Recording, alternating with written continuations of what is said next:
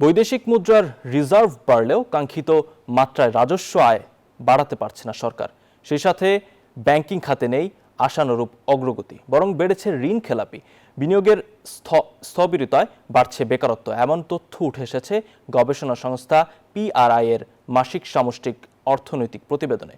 সংকট সমাধানে অভ্যন্তরীণ রাজস্ব সংগ্রহ বাড়ানোর ওপর জোর দেন ব্যবসায়ীরা।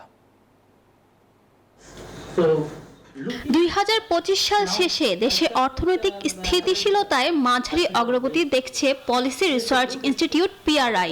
সংস্থাটি বলছে এই সময়ে বেড়েছে বৈদেশিক মুদ্রার রিজার্ভ, লক্ষ্য পূরণ না হলেও কমেছে মূল্যস্ফীতি। তবে আর্থিক খাতে অগ্রগতি আসেনি খুব একটা, জিডিপি প্রবৃদ্ধি নেমেছে 4% নিচে। রোববার মাসিক সামষ্টিক অর্থনৈতিক প্রতিবেদন প্রকাশ অনুষ্ঠানে অর্থনীতিবিদরা বলেন, ব্যাংকিং খাতের দুর্বলতা ও রাজনৈতিক অস্থিতিশীলতার কারণে আসছে না বেসরকারি বিনিয়োগ। এতে কর্মসংস্থান হারাচ্ছে অনেকে, ফলে বাড়ছে বেকারত্ব ও দারিদ্রতা। 4.5% গ্রোথ হয়েছে এই গত 5 মাসে আমাদের এই প্রেজেন্টেশনে আছে, কিন্তু that is not good enough. What it did not produce was the growth resurgence we expected, and that is where the political instability argument comes in.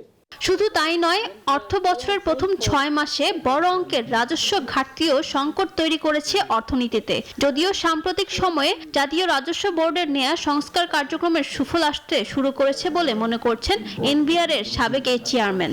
New leadership, political leaders expect they will start doing, but they must have a 5-year plan, something like that. And which year they will do these things. তবে উচ্চ সুদহার ও banking খাতের অসহযোগিতায় ব্যবসা পরিচালনায় কঠিন চ্যালেঞ্জের মুখে পড়ছেন বলে অভিযোগ ব্যবসায়ীদের। We have been telling the National Board of Revenue, we have said it time and again, we have been saying it for years together, that you need to increase the tax net. আমরা যে 6 মাস থেকে 3 মাসে নামিয়ে আনলাম এবং তারপরে plan করছি 0 ডেজে নামিয়ে আনবো, এটার কিন্তু একটা বড় ইম্প্যাক্ট আছে।